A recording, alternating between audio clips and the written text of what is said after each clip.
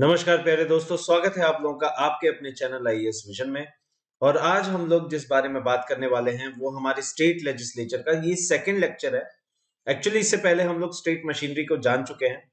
State machinery क्या होती है, उसके कंपोनेंट्स क्या होते हैं, स्टेट लेजिस्लेचर क्या होगा, लेजिस्लेचर में लेजिस्लेटिव असेंबली और लेजिस्लेटिव काउंसिल क्या है, दोनों के प्रोविजंस क्या है। और आज हम लोग ये डिस्कस करेंगे, दो पार्ट में लेक्चर होगा actually, legislative assembly and legislative council को समझेंगे।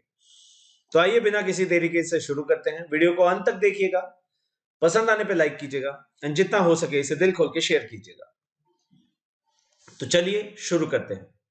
देखिए साहब, अगर हम लोग यहां पे बात करें तो स्टेट लेजिस्लेचर में अगर बात की जाए तो जो लेजिस्लेटिव असेंबली है वो सिमिलर है हाउस ऑफ लोकसभा से क्योंकि हमें पता है और हमने डिस्कस भी किया है कि बाय कैमरल स्ट्रक्चर यानी कि दो हाउसेस का स्ट्रक्चर है पार्लियामेंट्री स्ट्रक्चर यूनियन लेवल पे, यानी यूनियन गवर्नमेंट यानी कि सेंट्रल गवर्नमेंट लेवल पे, जिसके हिसाब से जो लोअर हाउस है वो लोकसभा है और जो अपर हाउस है वो राज्यसभा है। तो लोकसभा और राज्यसभा इस तरीके से बनते हैं।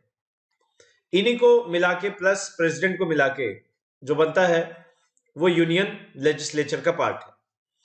तो अपर हाउस है लोकसभा, लोअर हाउस है अपर हाउस है राज्यसभा, लोअर हाउस है लोकसभा या हाउस ऑफ कॉमन्स। और जो लोकसभा है वो हर साल चयनित होके आती है, वहां के जो रिप्रेजेंटेटिव्स हैं, मेंबर्स हैं, वो चयनित होके आते हैं।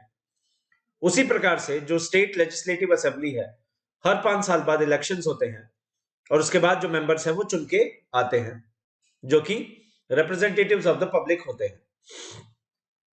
इसमें थोड़ा सा ये डिफरेंस आपको जानना होगा कि जो स्टेट लेजिस्लेचर है उसमें कॉम्पोजिशन एज सच फिक्स नहीं होता। जैसे अगर हम लोग लोकसभा की बात करें तो लोकसभा में 550 ये नंबर फिक्स है, मैक्सिमम 550। इसमें से भी अभी एट प्रेजेंट कितने हैं, 543। तो 543 यानी 543 ये मेंबर्स आपके चुन के आते हैं। पहले प्रोविजन था कि 2 एंग्लो इंडियंस नॉमिनेट किए जाएंगे, लेकिन अब इसको हटा दिया गया है।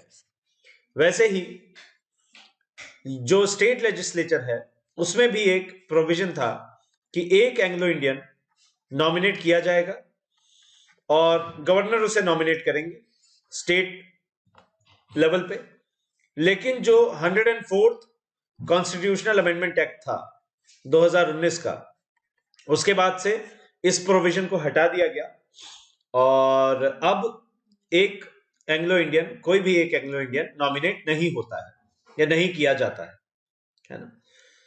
इसके अलावा कॉम्पोजिशन में अंतर है। जैसे कि लोकसभा की बात की जाए तो 543 ये जो नंबर है ये फिक्स्ड है, लेकिन अगर स्टेट लेजिस्लेचर की बात की जाए तो लेजिस्लेटिव असेंबली में कभी भी ये नंबर फिक्स नहीं होता, ये नंबर वेरिएबल है, मिनिमम 60 to 500।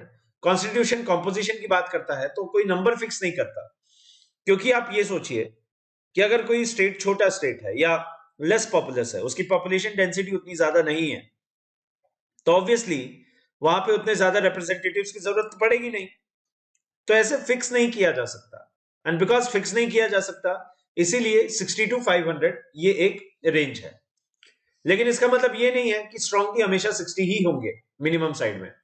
जैसे फॉर एग्जांपल एक्सेप्शंस भी हैं, और वो एक्सेप्शंस क्या है। सबसे पहले अगर हम लोग बात करें मिजोरम की, तो मिजोरम जो है उसमें 60 नहीं 40 सीट्स हैं लेजिस्लेटिव असेंबली में। गोवा जो है उसमें भी 40 सीट्स हैं। तो ये 2 एक्सेप्शंस हो जाते हैं, राइट। तो इसका मतलब ये है कि जो कॉन्स्टिट्यूशन है हमारा वो कंपोजिशन की बात नहीं करता, लेकिन उसने एक रेंज दे दी है और उसके कुछ एक्सेप्शंस हमने देख लिए।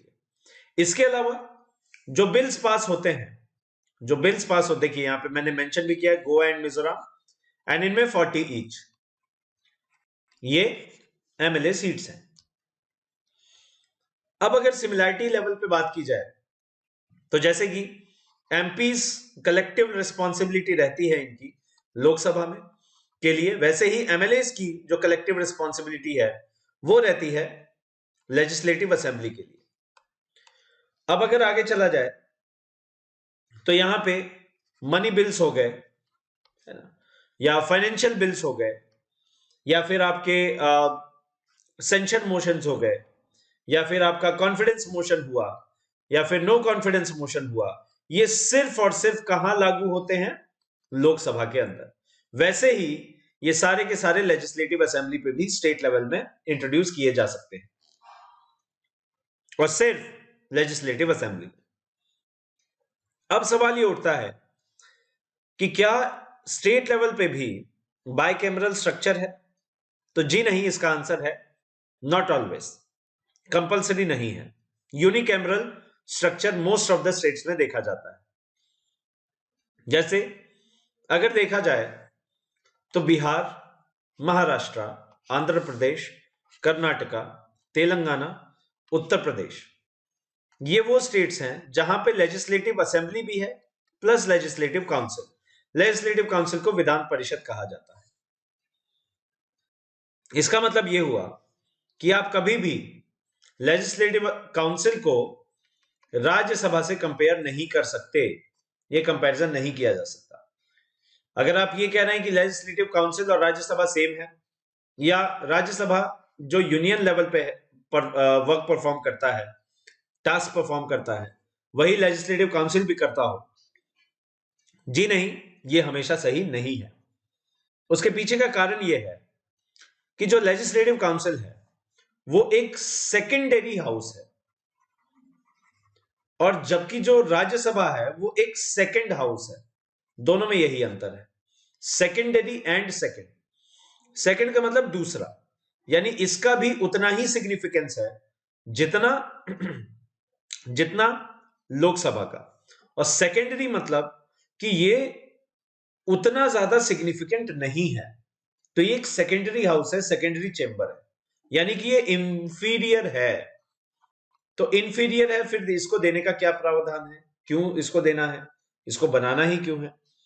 तो इसके बारे में कॉन्स्टिट्यूएंट असेंबली में बहुत ज्यादा डिस्कशन हुआ था, बहुत ज्यादा।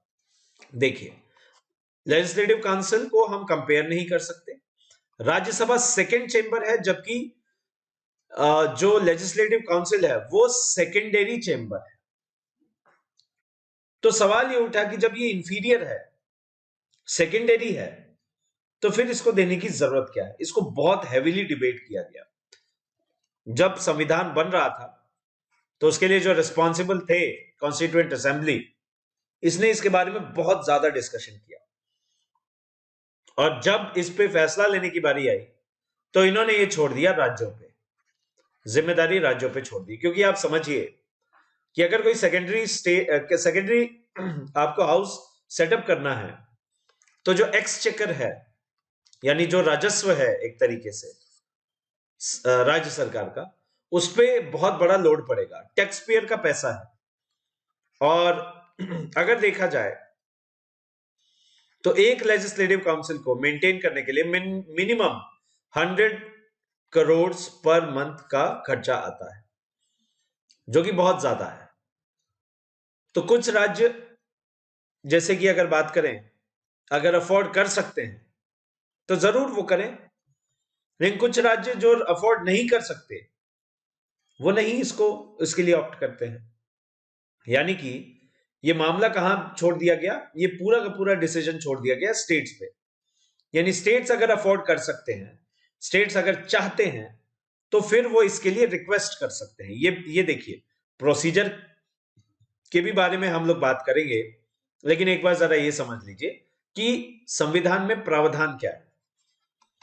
आर्टिकल 168 ये कहता है कि state legislature can have either LA और बोथ एलए एंड एलसी।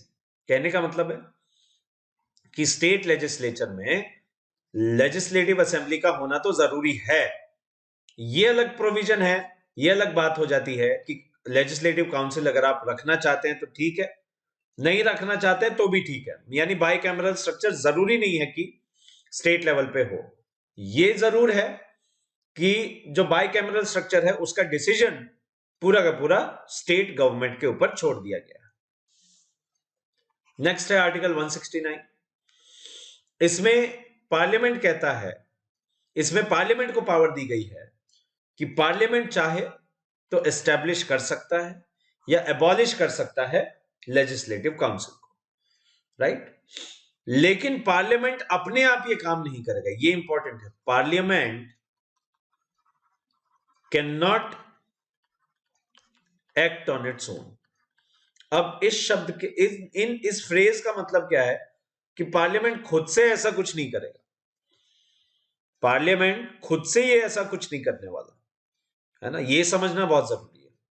देखिए, जो पार्लियामेंट है, संसद है, वो एस्टैब्लिश भी कर सकता है और अबॉलिश भी कर सकता है, दोनों पावर्स है, लेकिन खुद से इस काम को इंस्टिगेट नहीं कर सकता। क्यों? थोड़ा सा प्रोसीजर समझ लेते हैं। क्योंकि जो स्टेट असेंबली है, स्टेट लेजिस्लेटिव असेंबली है, इसको क्या करना होगा, एक रेजोल्यूशन पास करना होगा। और ये रेजोल्यूशन कैसे पास करना होगा? इसको पास करना पड़ेगा, ये वाला जो रेजोल्यूशन है, इसको पास करना पड़ेगा विद स्पेशल मेजॉरिटी। ये रेजोल्यूशन किससे पास करेंगे? Special majority. स्पेशल मेजॉरिटी कौन से फ्लेवर की? इसमें 2/3 तो चाहिए प्रेजेंट एंड वोटिंग, उसके अलावा मेजॉरिटी ऑफ टोटल मेंबर्स। ये मैं बता चुका हूं, ये मैं आपको बहुत अच्छे से बता चुका हूं। Total majority flavours, special majority के 4 फ्लेवर होते हैं, उनमें से एक ये है कि जो प्रेजेंट है, वोट कर रहे हैं, उनका 2/3, उसके अलावा मेजॉरिटी ऑफ टोटल मेंबर्स, ये भी होना चाहिए। तो अब बात ही आती है कि अगर स्पेशल मेजॉरिटी से रेजोल्यूशन पास, अब ये रेजोल्यूशन 2 तरीके से हो सकता है। या तो जैसे मान लीजिए कर्नाटका है, कर्नाटका लेजिस्लेटिव असेंबली है, तो कर्नाटका लेजिस्लेटिव असेंबली ने डिसाइड किया कि हमें लेजिस्लेटिव काउंसिल की जरूरत नहीं है, वो कह रहे हैं कि इसे अबॉलिश कीजिए। वहीं जैसे मान लीजिए कि राजस्थान है, अब राजस्थान ने रियलाइज किया कि हमें जरूरत आन पड़ चुकी है लेजिस्लेटिव काउंसिल की, तो क्यों ना हम लोग लेजिस्लेटिव काउंसिल को सेटअप करें। तो मान लीजिए इन्होंने भी रेजोल्यूशन पास करके भेजा। दोनों के लिए रेजोल्यूशन का प्रावधान क्या है कि 2/3 मेजॉरिटी होनी चाहिए प्रेजेंट एंड वोटिंग के टर्म्स में, एंड टोटल, उसके अलावा साथ के साथ एंड है total membership of the house, उसमें भी मेजॉरिटी होनी चाहिए। ठीक है, तो चाहे अबॉलिश करना हो चाहे सेटअप करना हो, दोनों के लिए ये फर्स्ट प्रोसीजर है। अच्छा, ये जो रेजोल्यूशन पास हुआ है, ये रेजोल्यूशन जो है ये बाइंडिंग नहीं है कि अगर ये रेजोल्यूशन आ गया तो पार्लियामेंट को ये करना ही पड़ेगा, नहीं, ये बाइंडिंग नहीं है। पार्लियामेंट में डिस्कशन होगा एंड फिर पार्लियामेंट अगर इसको पास करता है तो उसके बाद में ये काम चल जाएगा। ठीक है, यदि मान लीजिए पार्लियामेंट ने एक्सेप्ट कर लिया तो फिर क्या होगा कि पार्लियामेंट को एक लॉ पास करना पड़ेगा। पार्लियामेंट बाय, ये बहुत इंपॉर्टेंट है, इसको समझ लीजिए, parliament by law will establish A legislative council, है ना, और एबॉलिश वन, मतलब लॉ निकालना पड़ेगा उसके लिए। ठीक है, लॉ निकालना पड़ेगा उसको बनाने के लिए या फिर उसको खत्म करने के लिए, है ना, और अबॉलिश वन। ठीक है, अब ये जो लॉ है ये not a constitutional amendment act या कॉन्स्टिट्यूशनल अमेंडमेंट लॉ, उसकी तरह नहीं होगा। ये संविधान को चेंज नहीं कर रहा, इसीलिए 368 नहीं फॉलो होगा आर्टिकल, हेंस ये लॉ पास होगा बाय सिंपल मेजॉरिटी। तो इस लॉ को सिंपल मेजॉरिटी से आप पास करा के इसमें चेंजेस ला सकते हैं, या तो आप अबॉलिश कर सकते हैं या फिर आप सेटअप कर सकते हैं। तो ये काम यहां पे किया जा सकता है एंड यही प्रोसीजर है जो फॉलो करना होगा। यानी कि parliament, long story short, parliament ये काम करेगा, लेकिन पार्लियामेंट खुद से ये काम नहीं करेगा, ये by the request of state legislative assembly होगा। और स्टेट लेजिस्लेटिव असेंबली अपने इच्छा अनुसार ये रेजोल्यूशन पास करा सकती है बाय स्पेशल मेजॉरिटी, बट ये रेजोल्यूशन को एक्सेप्ट करना बाइंडिंग नहीं है पार्लियामेंट के ऊपर। उनको भी फिर सिंपल मेजॉरिटी से एक लॉ निकालना पड़ेगा, और वो लॉ अगर पास हो जाता है और मान लीजिए कि रिक्वेस्ट किया गया है सेटअप करने के लिए लेजिस्लेटिव काउंसिल को, तो लेजिस्लेटिव काउंसिल सेटअप हो जाएगा। अगर उसको एबॉलिश करने की रिक्वेस्ट है तो वो एबॉलिश हो जाएगा। तो ये प्रोसीजर है, इसमें ही हम लोग आगे बढ़ेंगे, लेजिस्लेटिव काउंसिल के फंक्शंस को देखेंगे। क्योंकि मैंने बताया था कि हम लोग कंपेयर नहीं कर सकते दोनों ही हाउसेस को, legislative council as well as Rajya Sabha को, एक सेकंड है एक सेकेंडरी है। तो इस पे हम लोग और डिटेल में डिस्कशन इस लेक्चर के पार्ट 2 में करने वाले हैं। तो मिलते हैं अगले लेक्चर में। आई होप आपको वीडियो पसंद आया हो। लाइक, शेयर एंड चैनल पे नए हैं तो सब्सक्राइब जरूर कीजिए, इस क्रांति का हिस्सा बनिए। मिलते हैं अगले सेशन में, तब तक के लिए जय हिंद, जय भारत, वंदे मातरम।